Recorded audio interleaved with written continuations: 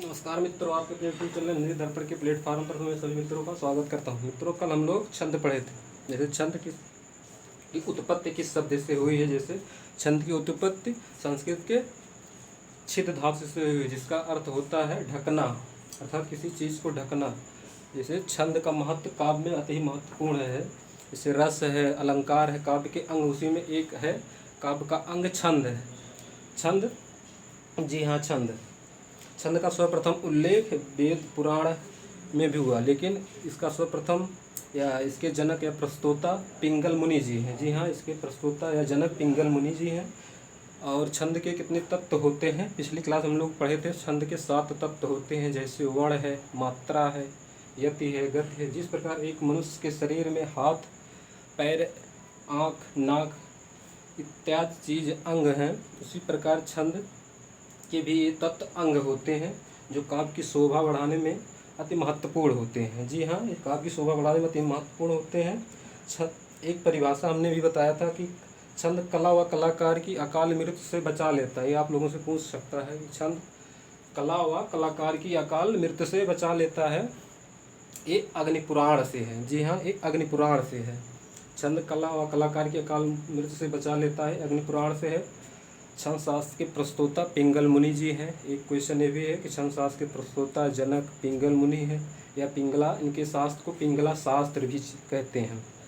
और हम लोग देखे थे कि छंद के कितने प्रकार हैं। जी हाँ, छंद के कितने प्रकार हैं उसको हम जैसे मात्रिक छंद है, वर्णिक छंद है और मुक्तक छंद है। वर्णिक छंद में जैसे वर्णों की गिनती होती है। मुक्तक छंद में ना मात्रिक ना वर्णिक, अर्थात ये स्वतंत्र होते हैं, उसे मात्रिक छंद कहते हैं। जी हाँ, उसे मात्रिक छंद कहते हैं। और मुक्तक जो स्वतंत्र होते हैं उसे मुक्तक कहते हैं।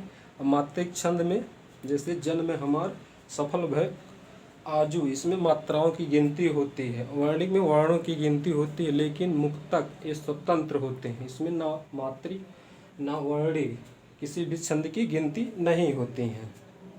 तो हम लोग छंद के प्रकार पढ़ लिए थे। आज हम लोग मात्रिक छंद के प्रकार पढ़ेंगे। जी हाँ, मात्रिक छंद के प्रकार छंद हम लोग पढ़ रहे थे।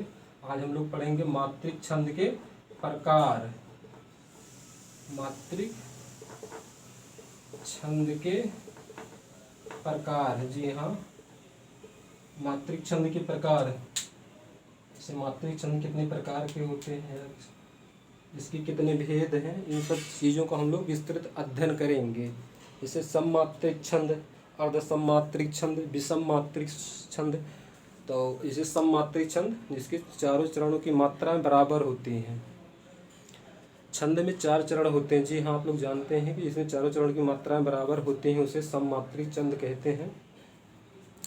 और अर्ध सममात्रिक, जिसमें 2 चरणों की मात्राएं, 4 चरण होते हैं, उसमें या पहला, तीसरा या दूसरा, चौथा चरणों की मात्राएं बराबर होती हैं। विषम मात्रिक, इसमें किसी भी चरण की मात्राएं आपस में बराबर नहीं होती, उसे विषम मात्रिक छंद कहते हैं। जी हाँ, उसे विषम मात्रिक छंद कहते हैं। तो हम लोग देख लेते हैं मात्रिक छंद के प्रकार। तो पहला है कौन, दूसरा और तीसरा समझ लेते हैं, इसके बाद आगे बढ़ते हैं। सममात्रिक छंद, जी हाँ, सम का अर्थ होता है समान, आप लोग जानते ही हैं, समान। सममात्रिक छंद। दूसरा है अर्धम, जो आधा, मतलब 4 चरण होते हैं, उसमें 2 चरण बराबर हो, उसे अर्धसम मात्रिक अर्धसम मात्रिक छंद कहते हैं। जी हाँ, अर्धसम मात्रिक छंद कहते हैं। और एक लास्ट और अंतिम है, उसे विषम मात्रिक छंद कहते हैं। जी हाँ, उसे विषम, जिसमें विषम मात्रिक छंद, जी हाँ, विषम मात्रिक छंद कहते हैं। सममात्रिक छंद, जिसमें चारों चरणों की मात्राएं बराबर होती हैं। और अर्धसम मात्रिक छंद, इसमें किसी 2 चरणों की, चाहे प्रथम और द्वितीय हो, प्रथम और तृतीय हो, और दूसरा या चतुर्थ हो, चरणों की मात्राएं आपस में बराबर होती है। लेकिन इसमें विषम मात्रिक छंद में किसी भी चरण की मात्राएं बराबर नहीं होती हैं। जी हाँ, किसी भी चरण की मात्राएं बराबर नहीं होती हैं। तो हम लोग देख लेते हैं सममात्रिक छंद। जहाँ पर छंद होगा वहाँ आपस में मात्राएं चारों चरणों की बराबर होती हैं, उसे सममात्रिक छंद कहते हैं। जी हाँ, उसे सममात्रिक छंद कहते हैं। तो हम लोग परिभाषा देख लेते हैं सममात्रिक छंद की, या इसका अर्थ। सममात्रिक छंद परिभाषा इसकी क्या कह रही है? जी हाँ,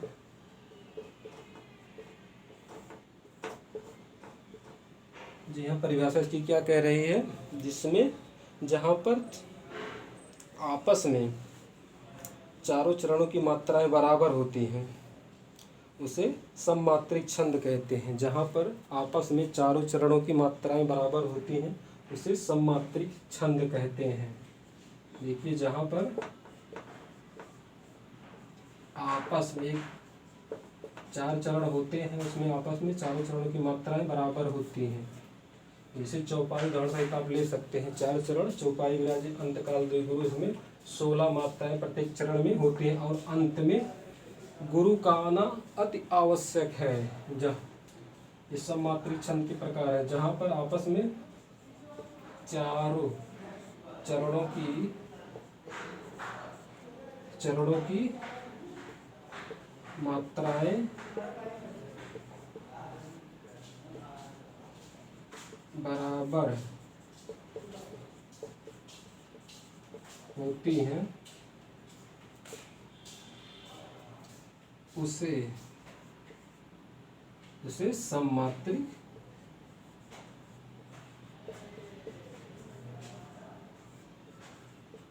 छंद कहते हैं। जी हाँ, उसे सममात्रिक छंद कहते हैं। अब यहाँ से भी देखते सम माने बराबर होता, मात्रिक ऐसे मात्राएं बराबर हो उसे सममात्रिक छंद कहते हैं। एक बार पुनः देख लीजिए आप लोग। जहाँ पर आपस में चारों चरणों की मात्राएं बराबर होती हैं, आपस में चारों चरणों की मात्राएं बराबर होती हैं उसे सममात्रिक छंद कहते हैं। जी हाँ, उसे सममात्रिक छंद कहते हैं। और एक इसके अंतर्गत है अर्ध सममात्रिक छंद। अगला हम लोग देख लेते हैं कि अर्ध सममात्रिक छंद इसकी क्या परिभाषा कह रही है। इसमें दो चरणों की मात्राएं आपस में बराबर हो, आधा हो, उसे अर्ध सममात्रिक छंद कहते हैं। अर्ध सममात्रिक छंद। जी हाँ, अर्ध सममात्रिक छंद इसकी परिभाषा क्या कह रही है? अर्ध माने आधा होता है, आप लोग जानते हैं। परिभाषा कह रही है इसमें दो चरणों की मात्राएं आपस में बराबर होती हैं। जैसे प्रथम और तृतीय, द्वितीय और चतुर्थ चरणों की मात्राएं आपस में बराबर होती हैं उसे अर्ध सममात्रिक छंद कहते हैं। इस छंद में प्रथम और तृतीय चरण की मात्राएं, इस छंद में देखिए परिभाषा आप लोग, इस छंद में प्रथम चरण, प्रथम और तृतीय, इस छंद में प्रथम और तृतीय चरण की मात्रा, तृतीय यहाँ चरण की मात्रा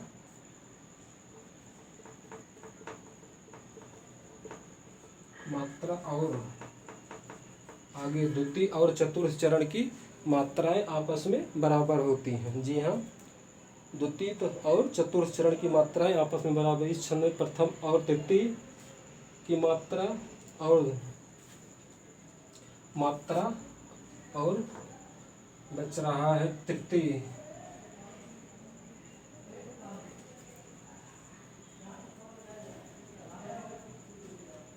इस छंद में प्रथम और तृतीय चरण की मात्रा, द्वितीय और चतुर्थ चरण की मात्रा है। यहाँ द्वितीय और चतुर्थ चरण की मात्रा, जी हाँ, द्वितीय और चतुर्थ चरण की मात्रा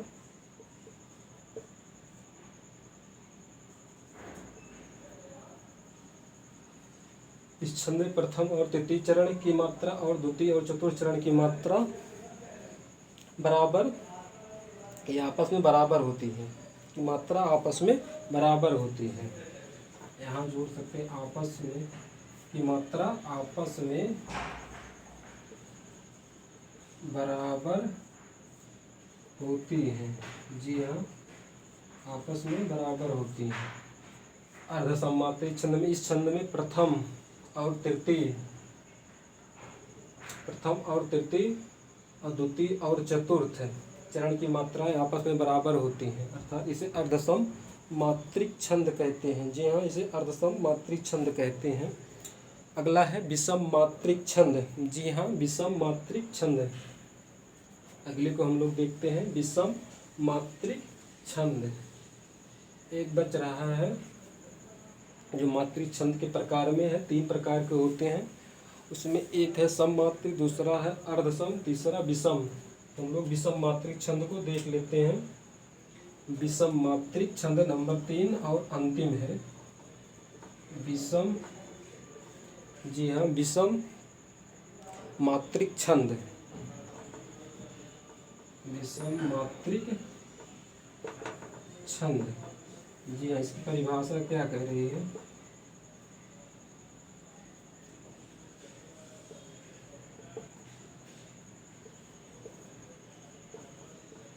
इसमें किसी भी चरण की मात्राएं आपस में बराबर नहीं होती, उसे विषम मात्रिक छंद कहते हैं। जी हाँ, उसे विषम मात्रिक छंद कहते हैं।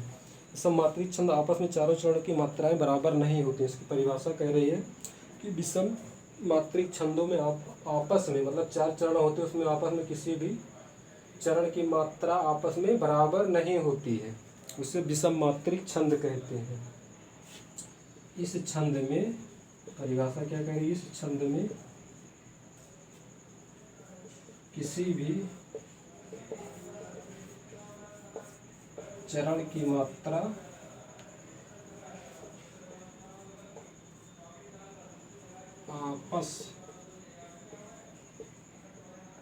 आपस में बराबर नहीं होती है। जी हाँ, नहीं होती है, उसे आगे आप जोड़ सकते हैं विषम मात्रिक छंद कहते हैं। उसे विषम मात्रिक छंद कहते हैं। जी हाँ, उसे विषम मात्रिक छंद कहते हैं। अब सममात्रिक छंद के प्रकार, जैसे सममात्रिक में कौन कौन से छंद आते हैं उसको हम लोग, जैसे तोमर है, सखी है, चौपाई है और एक चौपाई है। अरिल है, लावनी या राधिका उसका दूसरा नाम है। अगला दिक्पाल है, रूप माला है, रोला है, गीतिका है, हरगीतिका है। तांटक, आलात आप लोग ही जानते हुए होंगे। वीर या सरसी भी है। सममात्रिक छंद में इसमें कितनी मात्राएं होती हैं प्रत्येक छंद में, इन सब चीज़ों को हम लोग विस्तृत देखते हैं। जी हाँ, सममात्रिक छंद के प्रकार। अगला है सममात्रिक छंद के प्रकार। एक बार पुनः देख लीजिए इस परिभाषा को।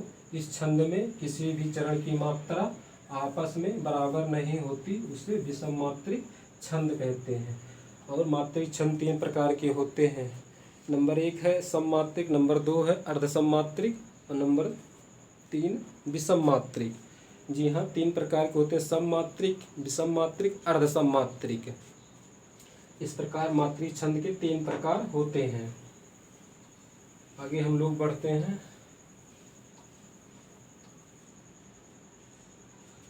कि सममात्रिक छंद के प्रकार। सममात्रिक छंद के कितने प्रकार हैं, उनकी मात्राएं क्या हैं, इससे भी क्वेश्चन पूछ सकता है। सममात्रिक छंद के प्रकार। सममात्रिक